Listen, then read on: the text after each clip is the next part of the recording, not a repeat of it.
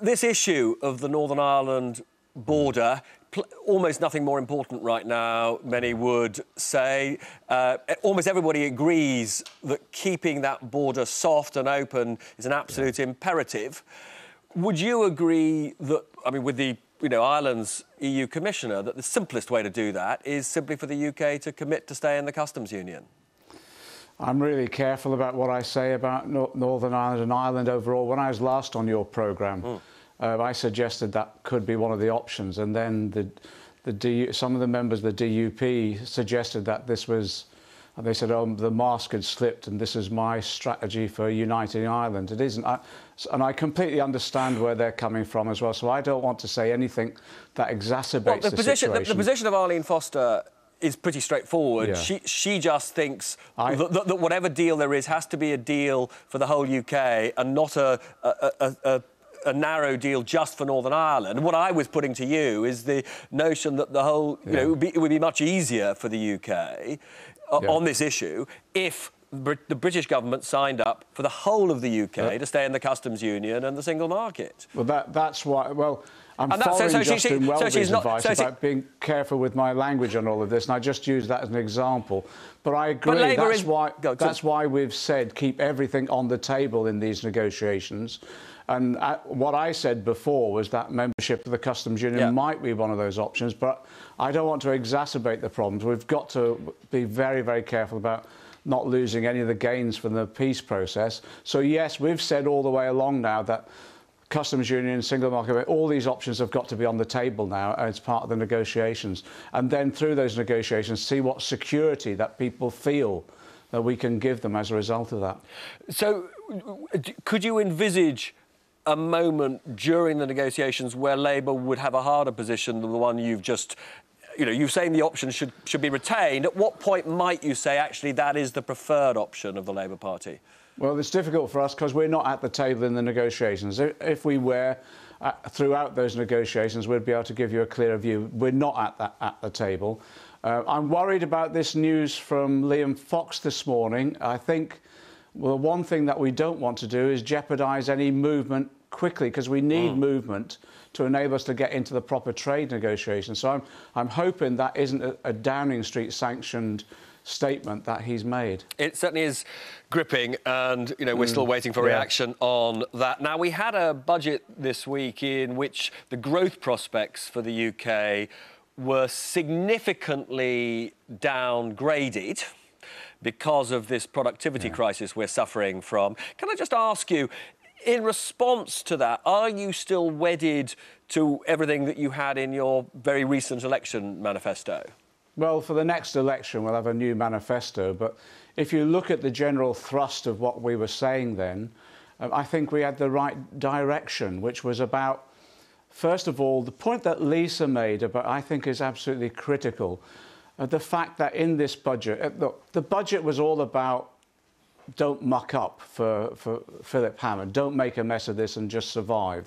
That's what the budget was all about. So the point that Lisa was making is that on terms of day-to-day concerns that her constituents and all our constituents have about their living standards, what's happening to their schools in terms of the cuts, the NHS and the cuts, universal credit and the way in which that's impoverishing people, there was very little movement whatsoever. So in their day-to-day lives, there was not much in this budget that gave them much hope. And then in terms of longer-term investment, very little as well. But can I just press you on this particular point of the slowdown?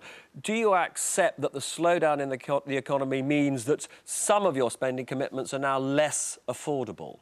No, it means the importance is on having a fairer taxation system. So, for example, we said during the general election, and I think I said it in the programme when I was on your programme last, the one thing you don't do in this situation is give massive tax giveaways to corporations and the rich, and even the banks. We've seen this morning how the bank levy is still to be cut, £4 billion being given away to the banks.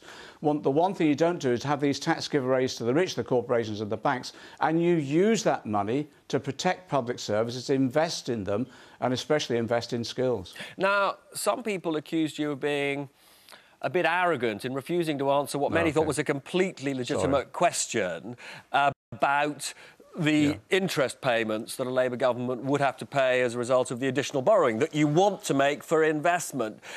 Can you clear that up? Do you have a ballpark figure for what the additional interest would be? Well, I'm sorry if people thought I was arrogant, but what I was trying to do is not get dragged down into an argument which prevents people realising that we actually do need to invest.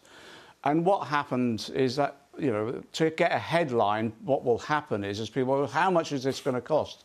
And the point I was trying to get across... But at the time of the election, you made a strong virtue of the fact that you were giving people the financial... So well, have you got a number for us now, roughly what the interest bill would be?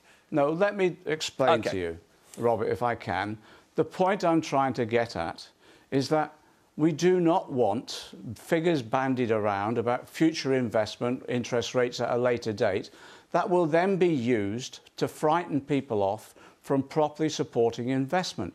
Now, the investment that we need is in our infrastructure to enable us to tackle the productivity problems that we've got. But aren't you patronising? But you're patronising people, aren't you, here? Because the truth is, if the investment is worth making, they're not... So if the Institute for Fiscal Studies, we asked them what they thought the additional interest would be, and they said, excluding nationalisation, they thought it would be around £2 billion a year, which I presume you don't think is a mad figure.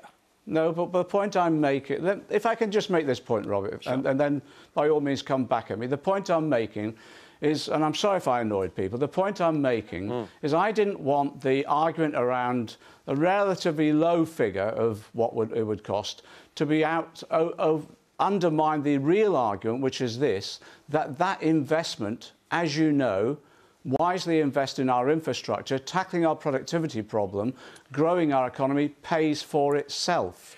And the point I'm making, there was a very good book published a month ago, which actually said, the author said, we've got to stop being frightened off by the myths around public investment, and we have to use public investment to grow our economy.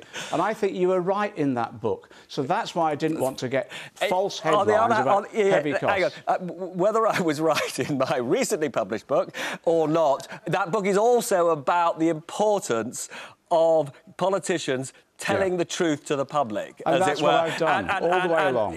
You know, so can I just be clear on this, because I think it does matter. People will understand the case for making investment, but they also want to have a rough idea of the costs. Would you accept normally being pretty generous to the IFS in terms of... Would you accept that £2 billion a year sounds about right to you? I can't predict it, and I'm being straight with you here. As you know, government borrowing through bonds, etc. at the moment, the rate is anything between 0.4 and 1.8.